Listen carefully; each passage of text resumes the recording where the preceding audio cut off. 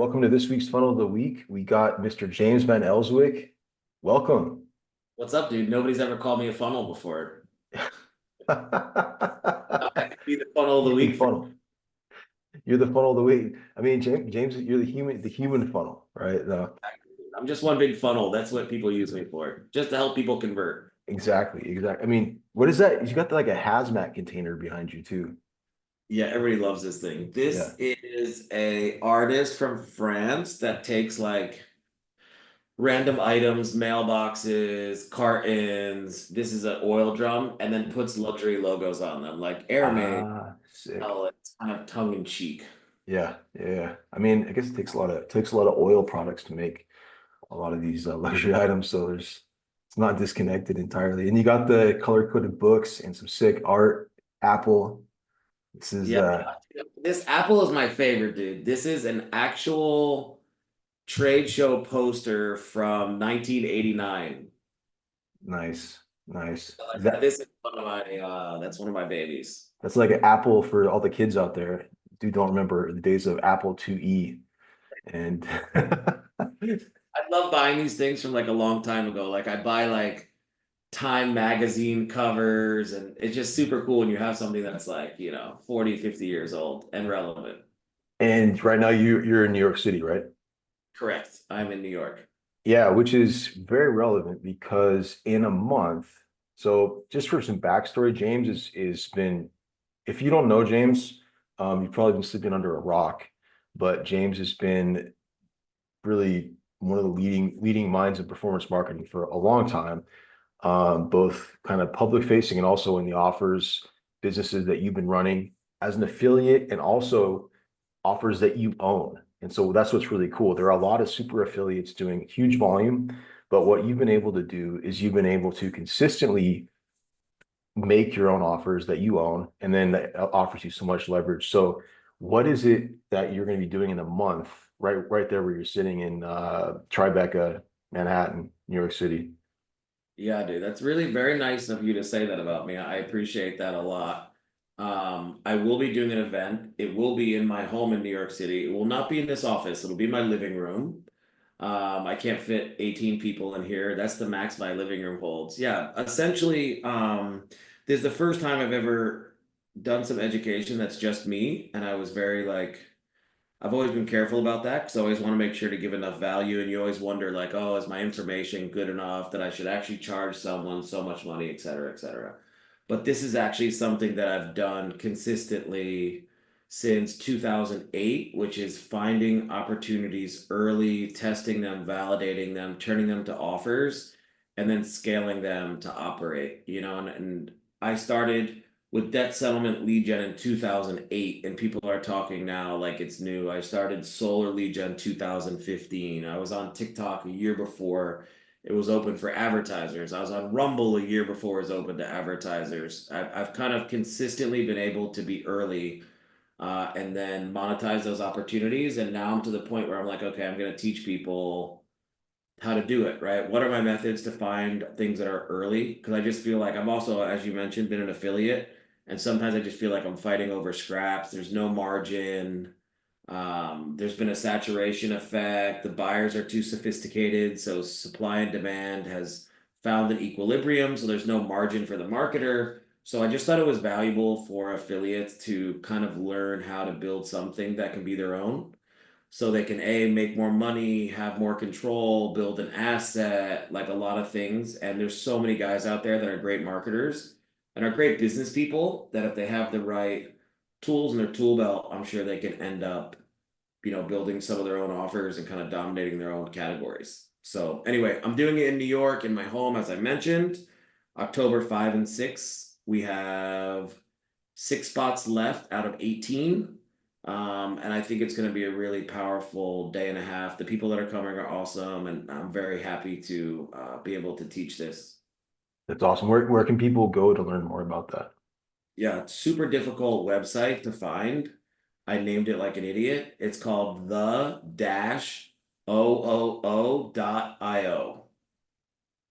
The Coming. dash OOO.io. Yeah, like, oh, hey, I'm going to teach you how to build your own offer and then name the offer page the hardest shit to search ever. So Hey man, gotta fly below the radar, right? Yeah, exactly. And also it's like an intelligence test. Like if you can't find the website, then you really don't want this. Yeah, You're yeah, smart. yeah. The dash dot io. Nice, nice. Too many O's, but it is what it is. Yeah, and so we're gonna get into the fun. We're gonna break down the funnel today, so everyone knows. But I want to just pick your brain a little bit on what you mentioned because we do have a lot of affiliates in our audience. And so, I mean, just high level, I know you're going to be going into a lot of detail on this. What is it that affiliates, what a unique advantage do they have? And also, what are they missing when it comes to putting the pieces together to actually become high profit, high volume offer owners? Yeah. I think that how would I sum it up the best way? So, as I mentioned, I've been an affiliate, I've been an agency, I've been a network, I've been an offer owner. Okay. Once you start to understand, I think really two basic things, you understand how to get into the offer game, right? When we as marketers take a look at what we do, we just see the first conversion, right? And let's say the first conversion is worth $100. We get paid $100 when they make us a sale. That means that somewhere down the chain, someone is probably getting paid $1,000 or $2,000 to make a conversion on their end. Or maybe there are a couple conversions, right? And when you can control the first conversion and the last conversion, so much profit just kind of explodes, right? And at the end of the day, just like we have a CPA, the call center or the offer owner also has a CPA. It's like, okay, I'm charging a client $1,000 for my service, just to use big numbers, right? They're going to make $1,000. They could probably pay $300 to acquire somebody, and you're getting paid $100, right? To make a lead, because let's say the leads convert at 30%. When you can control the entire supply chain, all of a sudden it just opens up so much more profit for you. And very often, the hardest part of the gig is marketing, or it's 50-50, right? So if you're already doing half of the hard part, but you're only getting 20% of the money, 30% of the money, then you might as well go and learn how to do the whole thing. The second thing is that you're just leaving your destiny up to someone else to not scrub you, to not have other affiliates mess up your offer, to never really know what's going on with your tracking, to not have control. And like, look, offers die, but when you own the offer, they last like a lot longer. Like when you own the offer, you're the one that's going to turn the lights off in that category. The other thing is that if you just always, and I'm not going to teach people, oh, hey, here's how to build your own solar offer. Here's how to build your own debt offer. Like, yes, I'm going to teach that, and because I know usually how to do it better so you can make more money, have a better offer. But I'm more into how do I find something that it already exists and it's probably already even getting sold on the phone, but they're not using like Facebook ads. Or how do I find something that's just not being done yet? Because as an example, when I started with solar lead generation, we were getting like 110, $120 a lead in New Jersey, for example, right? And now it pays out like 30 bucks, 35 bucks, Mhm, right? Well, the same amount of money for the final sale is happening. It's just that the buyers got more sophisticated and started to understand the margin. mhm, Where early in the game, when you first get to a category, you can charge per lead kind of what you want as long as it works for them. They're still going to buy them. mhm, But then as they get smarter and more people enter the space, they're like, wait a second, that dude will do it for 70. Oh, that dude will do it for 50. Oh, that dude will do it for 35. And all of a sudden, that really, really juicy margin has gone away. mhm, And other people get in the space and it just kind of ruins it. The first 2 years of a brand new offer, you're just printing money, mhm, and I don't know. I think that's been the biggest thing is that affiliates don't realize it's not super hard. You got to dedicate time to it, but optimizing an offer is just like optimizing a campaign. There's maybe a little bit more biz dev involved with it, but it's just so worth the increase in potential profit, right? So, mhm.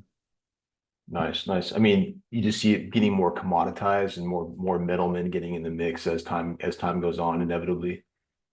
yeah, because also it's not just that the middlemen take margin, Mm, it's that the middlemen mess things up. Like mm, there's so many times I've worked with networks that like if you don't have the correct relationship and your affiliate manager is trying to also deal with a call center and there's like a quality discussion and you have a volume issue, if you could just be connected directly and be like, look, dude, the way it works with most of my offers of my call center partners is I'm like, listen, give me access to your CRM and let me see what it's costing you to make a client.